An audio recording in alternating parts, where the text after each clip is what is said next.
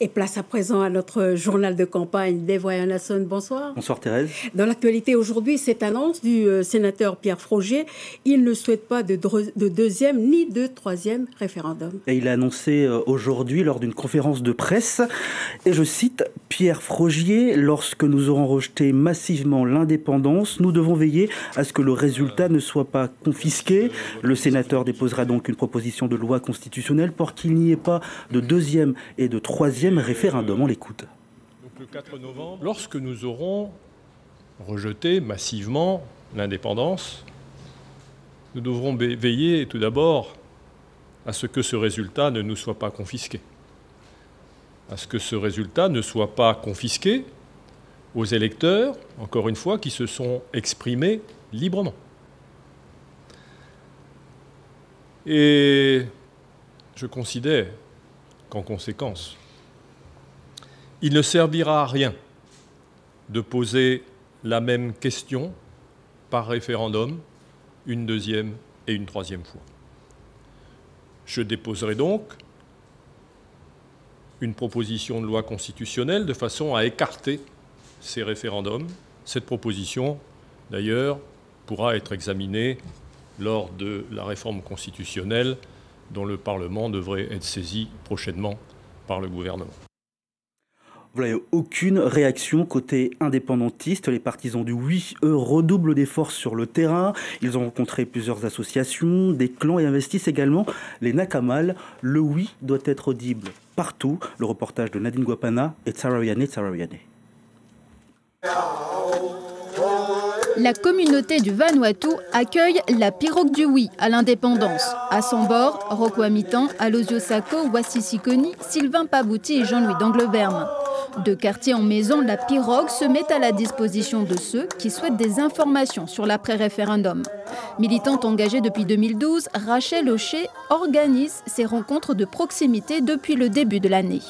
Nous, on est une section de base de l'Union calédonienne, mais il y a eu un collectif. Donc, mais au départ, c'est vraiment une action militante. On est sollicité par les personnes, ça peut être des propriétaires d'endroits, des lieux de vie. Ça peut être justement comme ce soir des Nakamal, où on a déjà été sollicité par des associations, bien des clans, et c'est vraiment une demande citoyenne. Sur les 2 heures de réunion, 15 minutes d'une vidéo sont projetées, puis place au stand-up politique retransmis en direct live sur les réseaux sociaux. Pour faciliter ces échanges, 2 militants de la section de Nouméa Centre, papier et stylo à la main, recueillent les questions de l'auditoire, lues par Juanito Wamitan. Si le oui l'emportait, ce seraient les personnes les plus pauvres qui subiraient l'indépendance.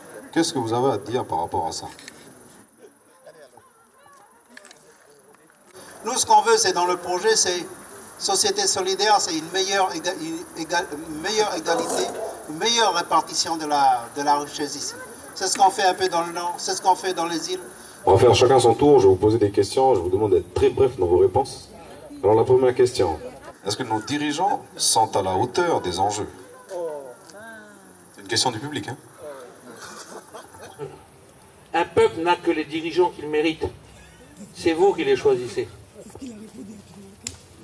Des échanges francs et directs, une logistique légère pour intervenir n'importe où. Les maîtres mots de ces rencontres sont disponibilité et proximité à moins d'une semaine du référendum.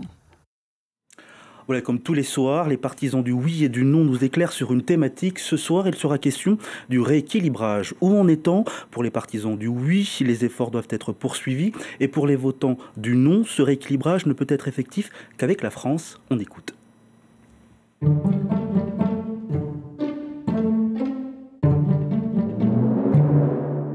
C'est vrai que depuis les accords de Matignon et les accords de Nouméa, beaucoup de choses ont été faites, de bonnes choses ont été faites. Mais l'effort doit être poursuivi pour une meilleure prise en compte des Calédoniens, pour une meilleure prise en compte des réalités du pays dans les politiques publiques du pays. Donc le rééquilibrage, c'est à la fois la prise en compte des hommes et des femmes du pays, mais c'est aussi la prise en compte des populations locales, notamment en termes économiques, en termes de formation. Voilà. Le rééquilibrage, c'est quelque chose qui n'a pas atteint totalement son objectif, qui a beaucoup de choses à être faites, mais qui méritent d'être poursuivies. Depuis 30 ans, les Calédoniens vivent au quotidien le rééquilibrage.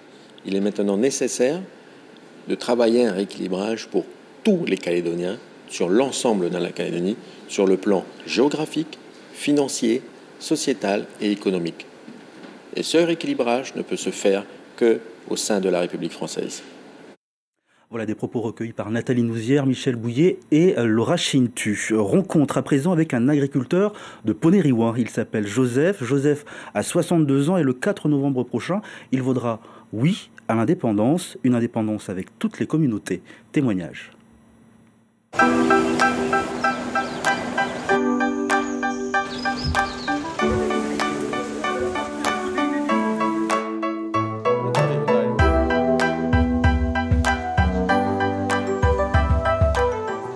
C'est la première fois qu'on va à un référendum pour qu'on puisse voter oui, comme voilà, le drapeau qui est là-bas, pour avoir la pleine souveraineté. Ça, c'est une grande chose, c'est l'évolution, c'est l'avancement du peuple kanak.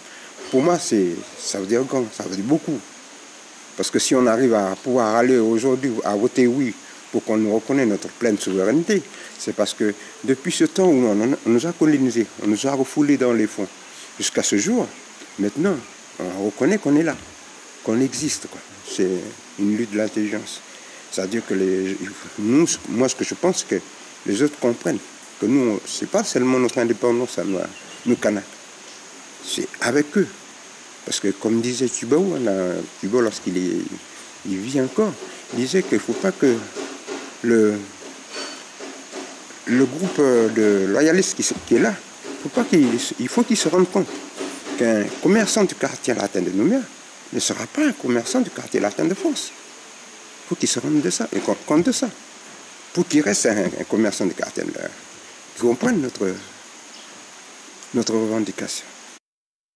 Pour terminer, ces images, regardez, une mission d'observation du Forum des îles du Pacifique se trouve actuellement en Nouvelle-Calédonie. Elle a été reçue hier par le vice-président du gouvernement, Jean-Louis d'Angleberme, et Valentine Rissouquet, membre du gouvernement en charge de la santé.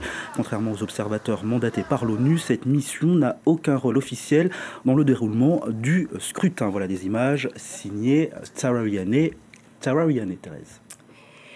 Merci Dave. Demain